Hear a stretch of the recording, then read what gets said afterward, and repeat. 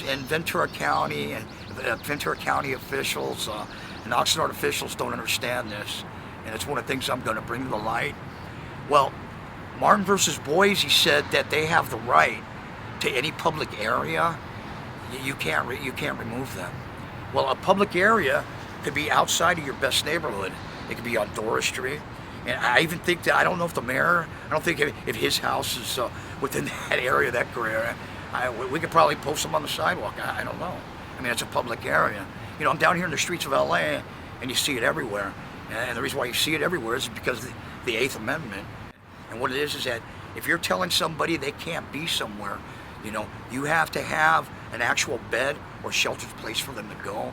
Oxnard doesn't have that. Before March, Community Action, February, some part in February, they were seeing approximately 100 people a day, 100 to 125 people a day, and they take care of the essentials for the homeless. They do mail, they do one stop that's connected to services as far as behavioral health. You get case management, and being an individual that's homeless and trying to get your life right, you know, you might have mental issues, you might have addiction issues. Those people were standing by there. It was James Boyd, there was Salvation Army, Denise Adams, and there was also Whole Person Care. And there's basically been none of those services except for a location at the Oxnard Rescue Mission, where they bring showers, and they bring showers there just to shower them, and they try to connect people with service areas. That's 4 hours a day on Wednesday. That also fell victim to Oxnard, just like Community Action. What I mean by that fell victim is the city of Oxnard high-ranking officials made a decision that we're not going to put out no money. So what happened is, because Oxnard Rescue Mission is a faith-based, they couldn't take any money. So in March, when it shut down and the article went down on the 7th, I contacted everybody. I started with Kelly Long's office. I went from Kelly Long's office, I went to John Zaragoza. From John Zaragoza, I went to Carmen Ramirez.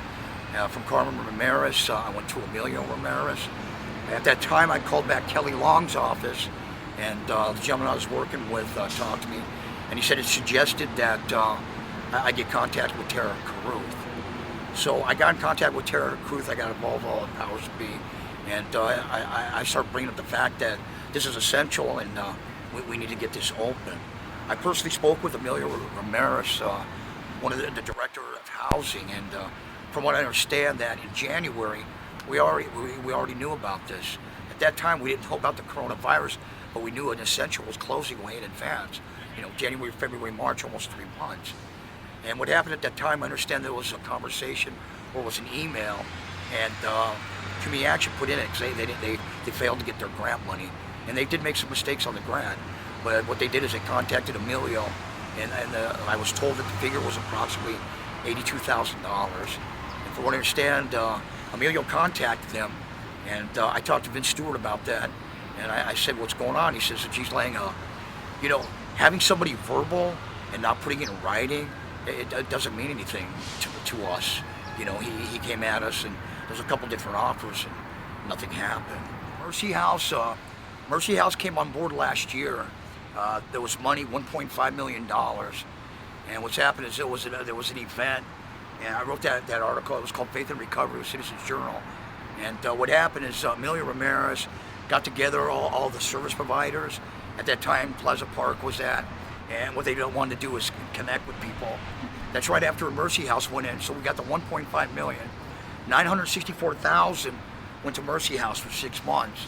There's been more concentration in Oxnard and Emilio Ramirez about passing this $34 million project. Well, this $34 million project is going to house 110 people. There's going to be 40 or 60 low-income housing units, and his plan is to do this. And the count's right now is 600. It's not. We've increased between 12% to 18% as far as the homeless goes. And what's happened is those housing things that he's building, right? People like myself, you know, caught up in addiction, mental health, stuff like that.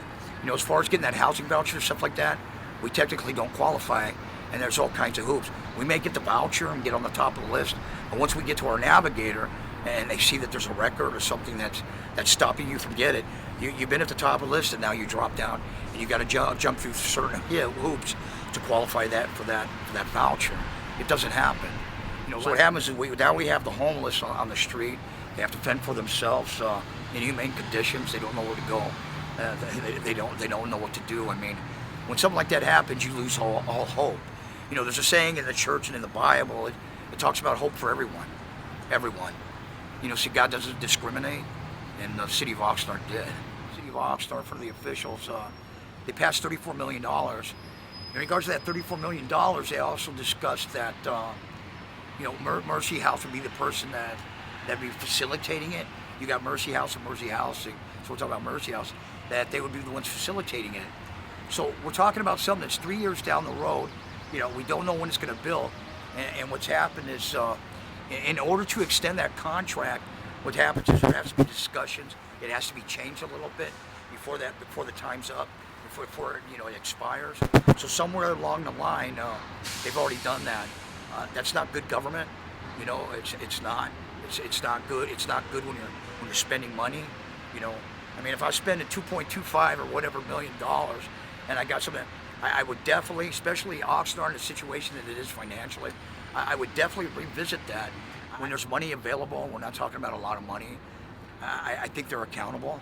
It's a shame that Ventura County had to flip the bill on this one. You know what I mean? And we're talking about 5 months for 1 day a week, and I don't know. From what I understand, I don't know what minimum wage is, but I know if you're making minimum wage and you're at McDonald's or somewhere, I know at the end of the month you're making a lot more than you're paying right now to run the community action. In regards to Oxnard, Oxnard is one of the things that before community action shut down, I was there, talking to Nina, I was talking to Suzanne, Arnie, I was talking to all the powers to be. What do we do? What do we do? And the lady named Nina, who now works for Mercy House, said, Lang, we're averaging 50 pieces of mail a day. 50 pieces, Lang. And I said, what for?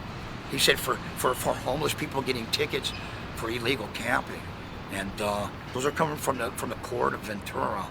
And there's no possible way that people that are in that situation like I was is going to be able to afford a ticket. They're probably not going to get to their court date. So, you have to ask yourself, by giving these tickets, we're talking about officer time. You know what I mean? We're talking about the court's time.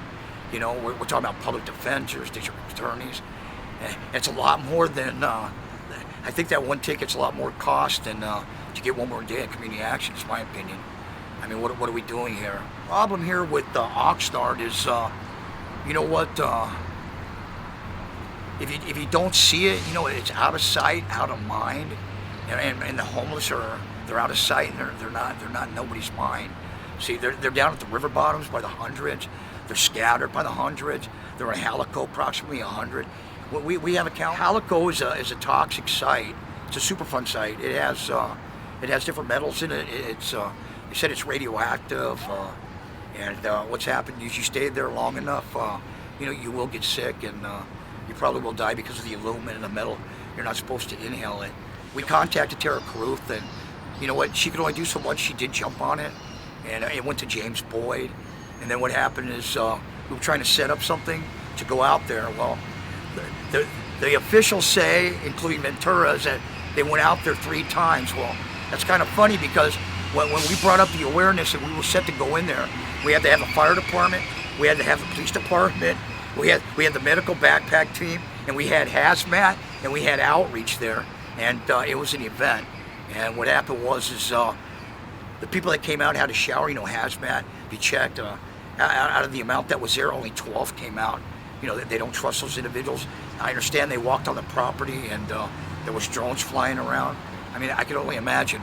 Me and Doug Bartello, we've been out there, and Doug wanted to go out there and let those people know that it was okay.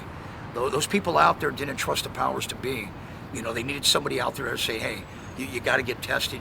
You got to see what's going on with your health issues. Well, I understand there was a conversation.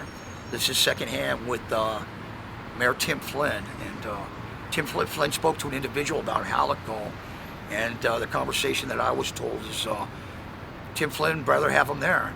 You know what I mean? Leave him there. He made that comment.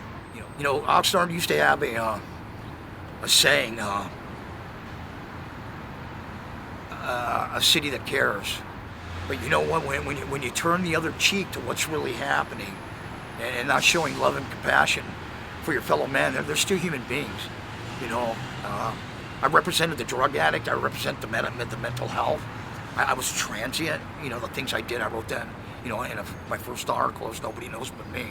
I never claimed to be homeless. There's a difference between homelessness.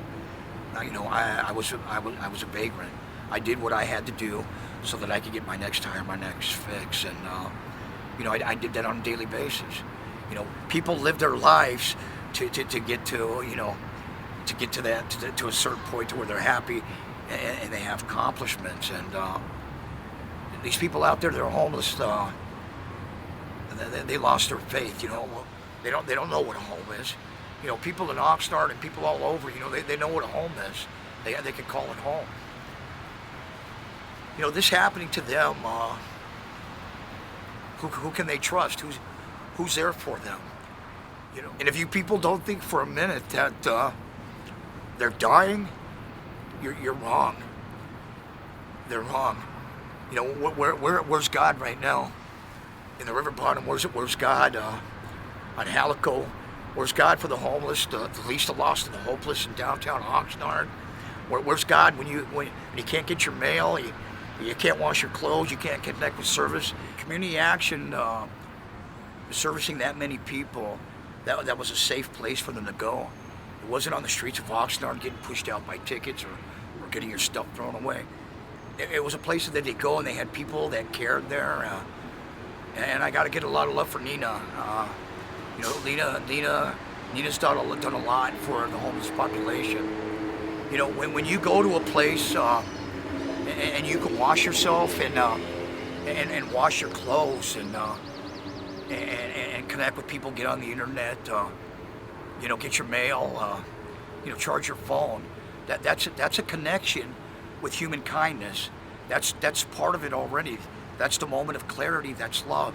That's that person that can help you with your life. That's that person that plays a part of bringing in the 1 to the 99, where God rejoices.